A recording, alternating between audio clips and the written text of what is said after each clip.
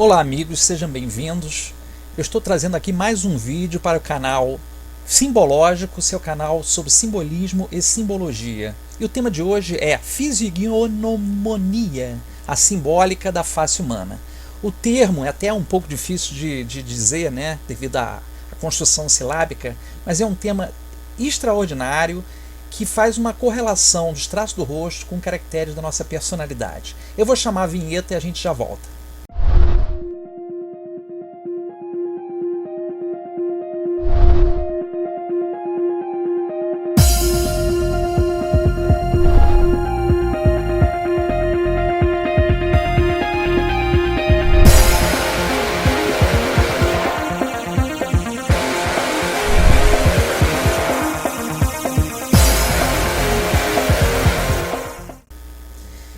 Trazendo esse tema à baila, né, fisiognomonia, a gente deve levar em consideração a ideia que está por trás desse termo, né?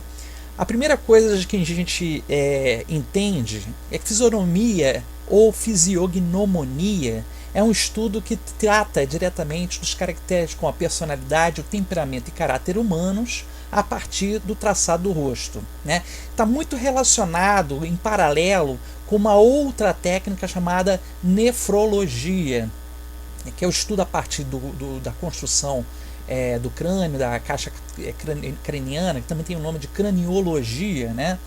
Que era muito discutida a partir do século XVII, século XVIII. Aliás, essa época, né, século XVII, século XVIII, foi o boom desse assunto, foi um boom desse tema. Apesar de que são tratados como paraciências, ou seja, são próximos, né, da ciência, mas não são ciências oficiais. Na época, poderia ser até uma construção científica, né, mas como o mesmerismo e outras técnicas que foram abordadas ao período não estão relacionadas diretamente com a ciência prática, né, porque foram fatores que trouxeram muito assim para o povo e para aqueles pesquisadores da época, né, elementos muito mais curiosos do que decisivos na parte da informação. Então,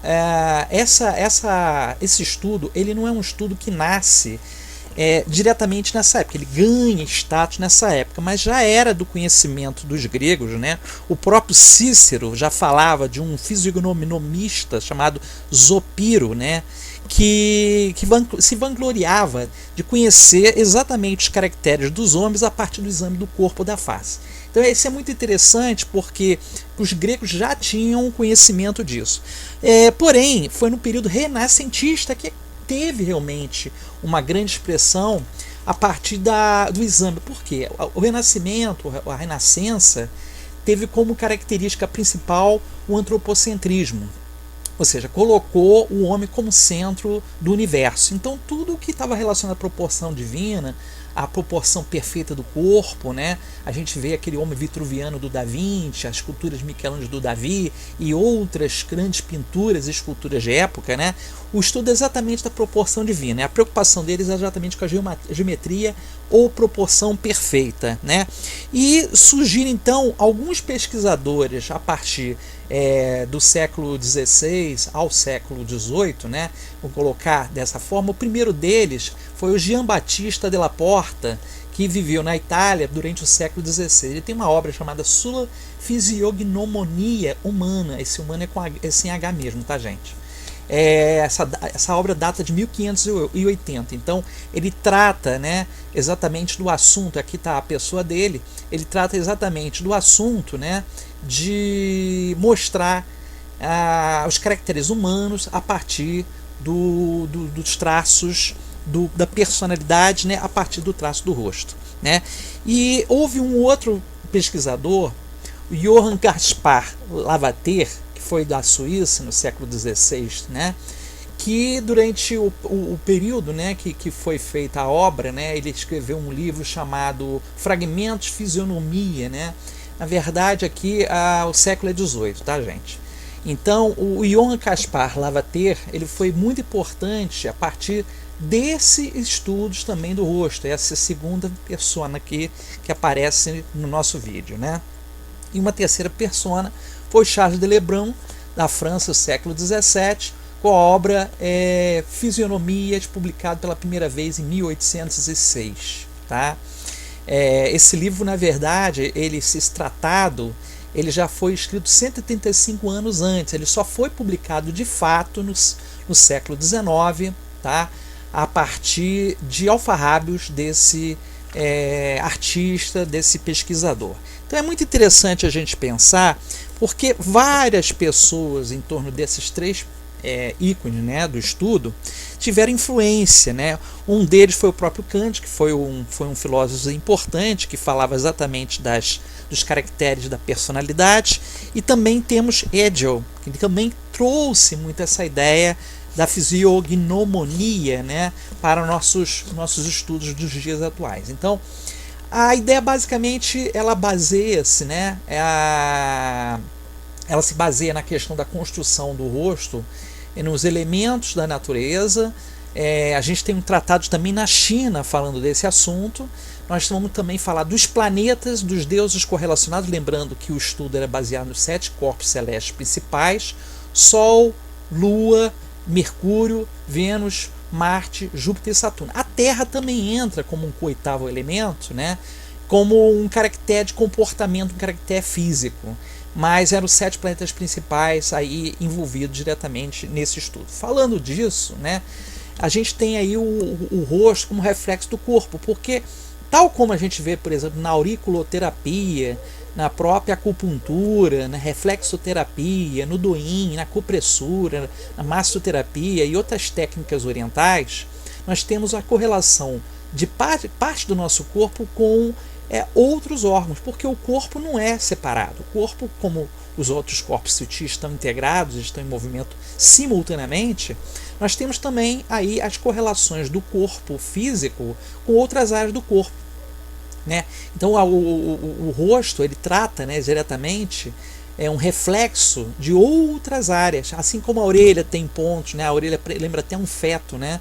A orelha também tem esses pontos.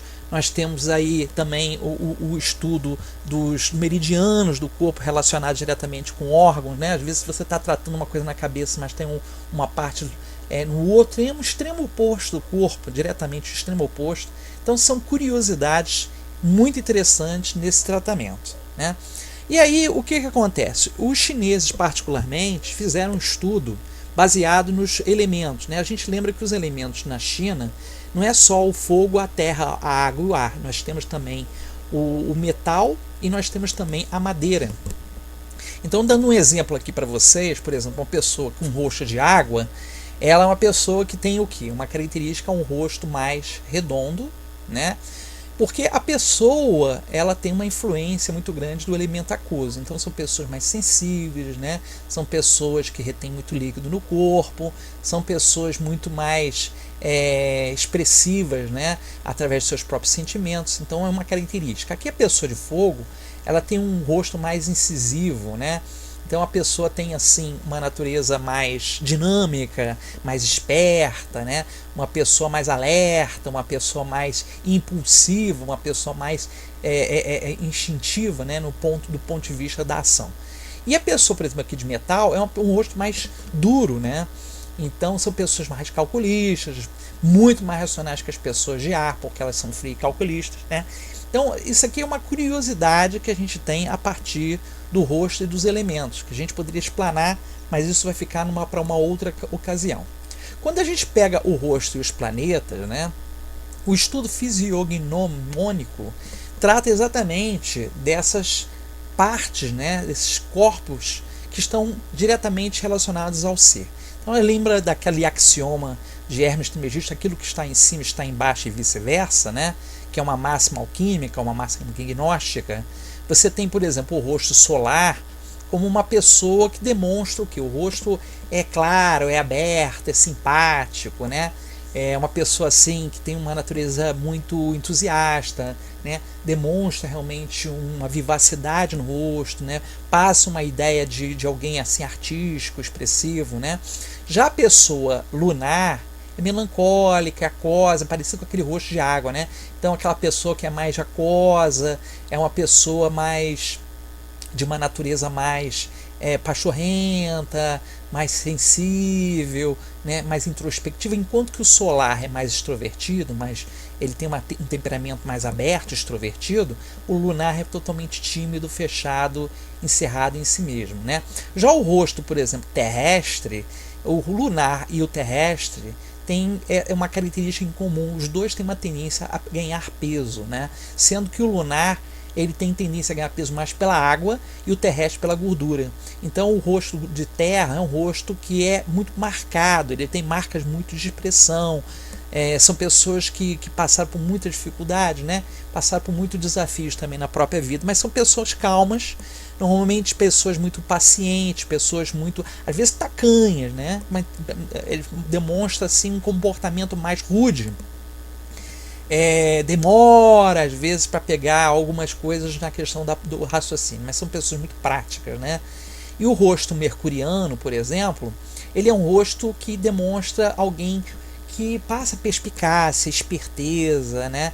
É uma pessoa normalmente muito inquieta, muito inteligente, né? Aprende rápido, muito comunicativo, né? Esse rosto afilado, normalmente um nariz mais adunco, né?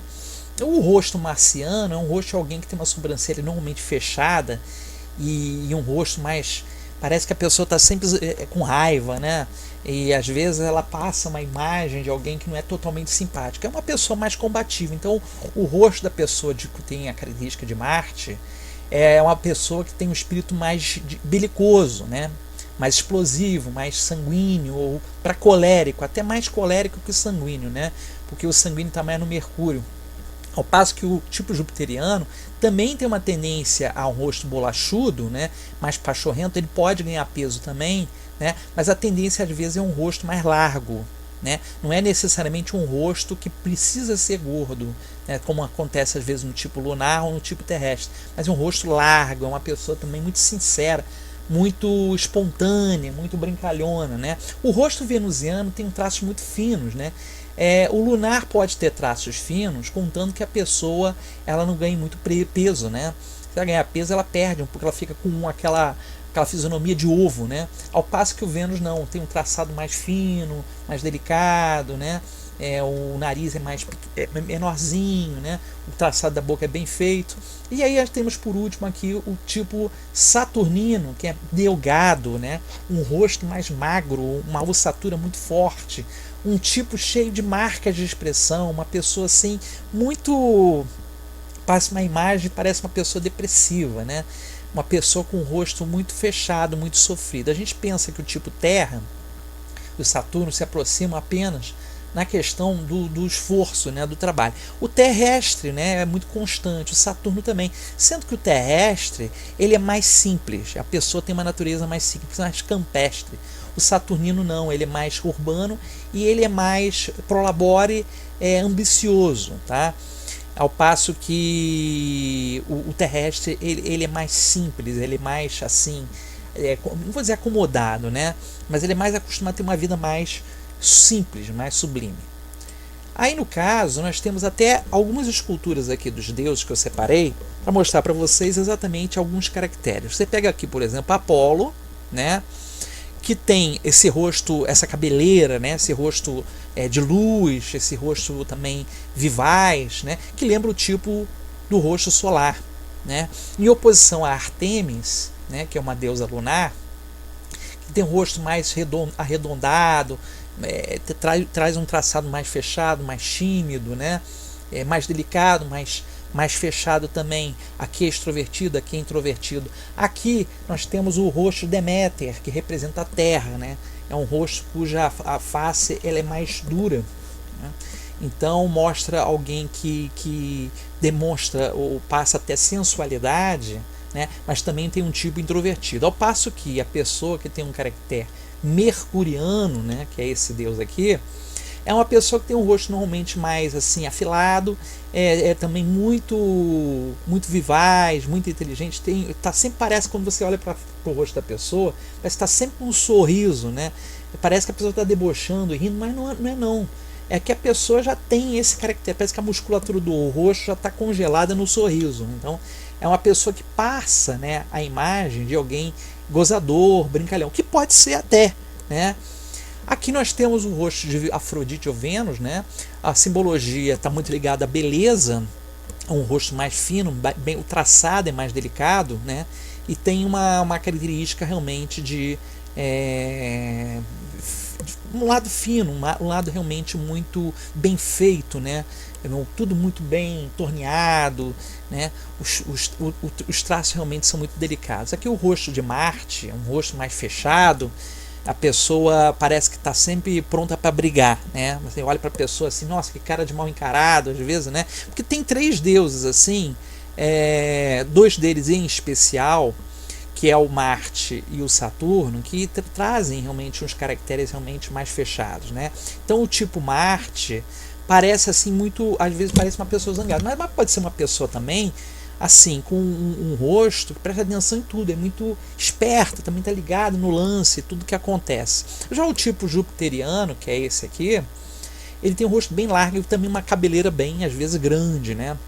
Então o rosto jupiteriano é um rosto de uma pessoa expansiva, de uma pessoa muito aberta, muito espontânea, né? Ao passo que o Saturno é o oposto, né? Um rosto marca de expressão, às vezes cicatriz, é uma pessoa que passa uma imagem de alguém triste, alguém muito introvertido também, às vezes demonstra mais idade, ao passo que o tipo jupiteriano demonstra que é muito mais jovial. Lembrando que a palavra Júpiter, né, latim, está associado ao jovem, né?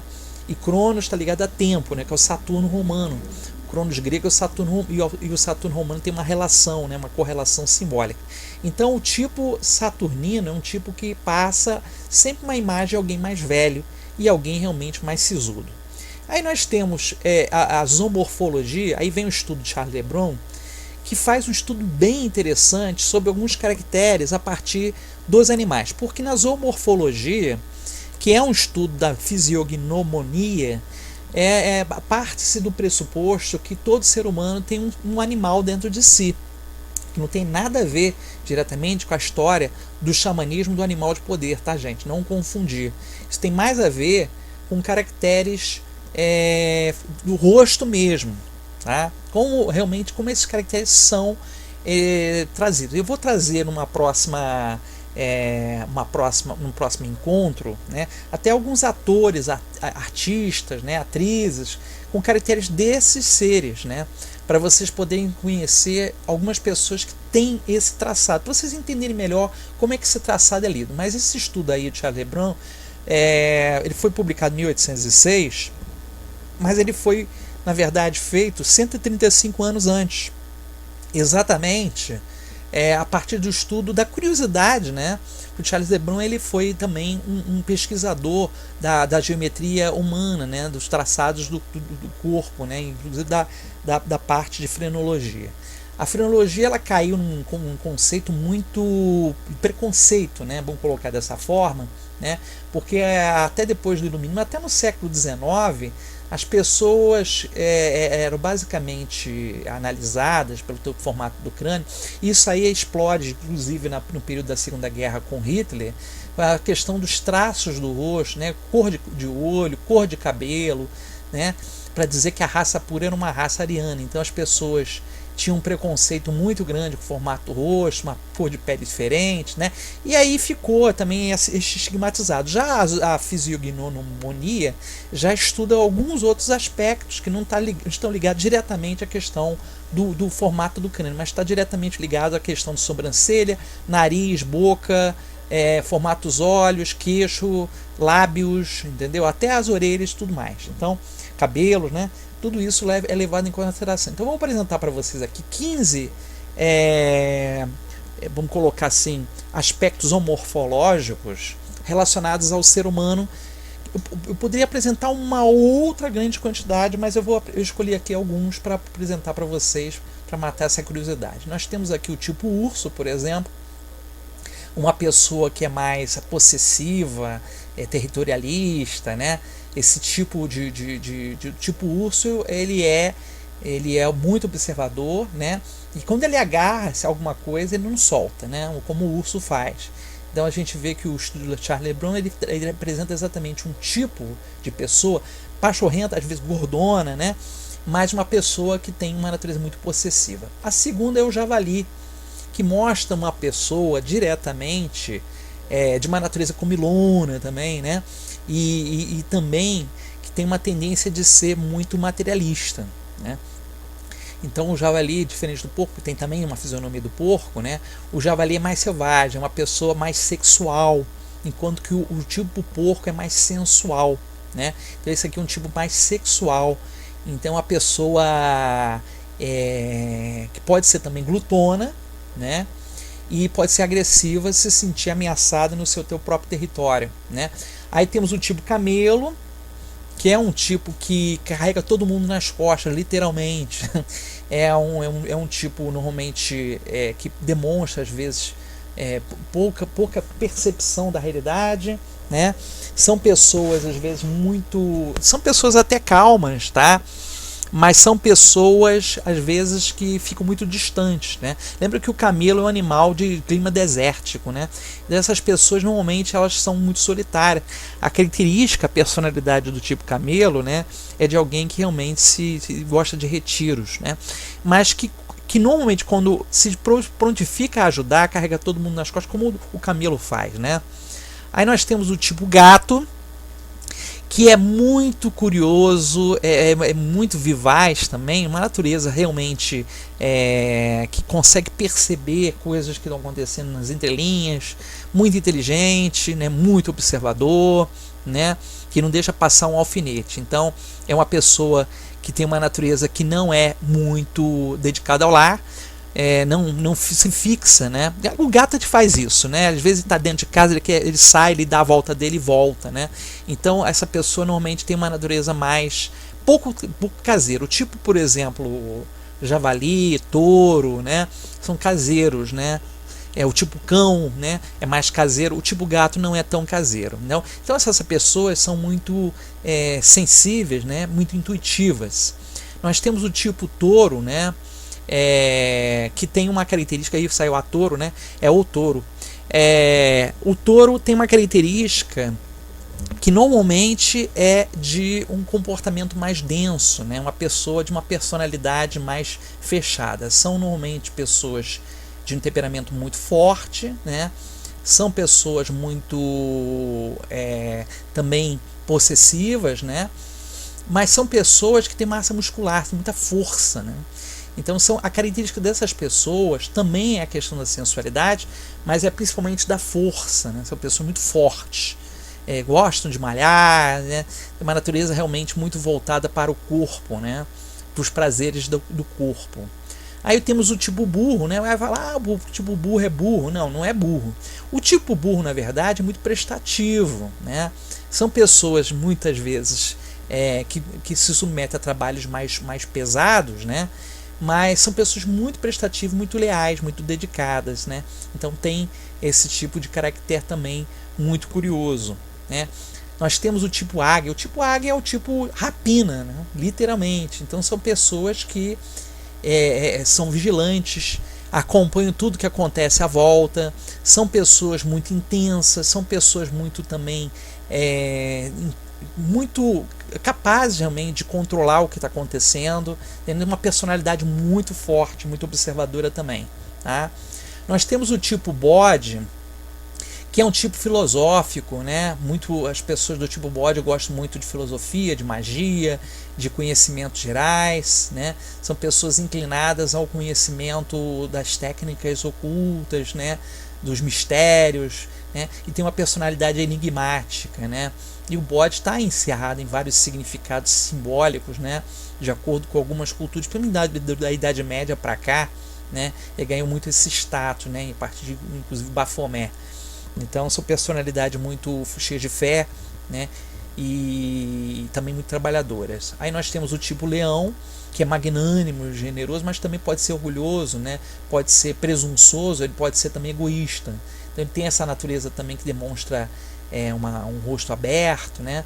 São pessoas muito expressivas e criativas, né? Uma característica dessas pessoas é a criatividade, tem um talento nato para criar e se expressar, né? São muito leais, muito também sinceras. O tipo macaco também é muito esperto, são pessoas muito curiosas, são pessoas que aprendem rápido, né? E são pessoas bagunceiras, são pessoas desorganizadas, não são pessoas como lidar com o tipo macaco. O macaco não para no lugar, né? Ele é muito brincalhão, não leva nada a sério e distraído às vezes, né? Mas ele tá ligado no lance, ele parece que está totalmente ligado, mas não tá, ele tá ligado no lance. Então, nesse caso aí, o tipo macaco é um tipo inquieto de uma natureza que está sempre em movimento, que não para, né? Que é muito fugaz. Então, é uma pessoa que não é muito leal, não é muito fiel, né? O tipo coruja é muito voltado também para o conhecimento. São pessoas que normalmente observam muito o que acontece à volta, né? São pessoas encucadas, em si mesmadas, mas são pessoas também que aprendem e têm uma capacidade de usar a intuição de uma forma muito ampla, né? Então tem essa natureza também assim de ficar muito ligado o que acontece à volta. E são pessoas que têm uma natureza às vezes muito de educar, de ensinar, né? E são pessoas às vezes misteriosas também, né? O tipo papagaio é o fofoqueiro, né? Fala pelos cotovelos e muitas vezes se inclina, né, a levar e trazer informações. Pode ser realmente uma pessoa muito dinâmica, né? Muito articulada, uma capacidade muito grande de adaptação, mas são pessoas também que tendem a falar demais, às vezes falar pelos cotovelos, né? O tipo texugo, é um bicho que ele na natureza, ele é muito de observar, ele é cauteloso, né? São pessoas assim que não gostam de entrar numa furada, de entrar numa situação que elas podem correr risco, né? Então são pessoas que estão sempre testando o terreno, não colocar os seus próprios pés, não gostam de se submeter a situações de risco, né? De qualquer forma. Então a principal característica do tipo texugo, né, é a previdência, né? O tipo carneiro, cabeçudos, né, também muito impulsivos, são muito determinados, muita força de vontade, muita força, também não tem a força do touro, mas são pessoas que impulsionam, são empreendedores, né, são pioneiros naquilo que fazem, então tem essa natureza que é muito decidida, né? O tipo lobo é um tipo que naturalmente traz consigo uma característica, às vezes, de instinto, agressividade, desconfiança, né? São pessoas, às vezes, muito arredias, são pessoas brigonas, são pessoas que, se sentirem ameaçadas, elas botam para quebrar, tá? Então, o tipo de lobo é muito de ameaçar, né? É muito agressivo, tá? Então, eu vou encerrar o vídeo hoje. Eu agradeço a atenção de vocês. Peço para que, se vocês gostaram desse vídeo, eu posso fazer uma continuação falando até de pessoas, né? Como é que você pode ver os traçados dessas pessoas em artistas, em personalidades, mostrando exemplos para vocês. Se vocês gostarem, compartilhe, curta o canal, tá? Divulgue e deixe seus comentários. Eu agradeço. Até a próxima.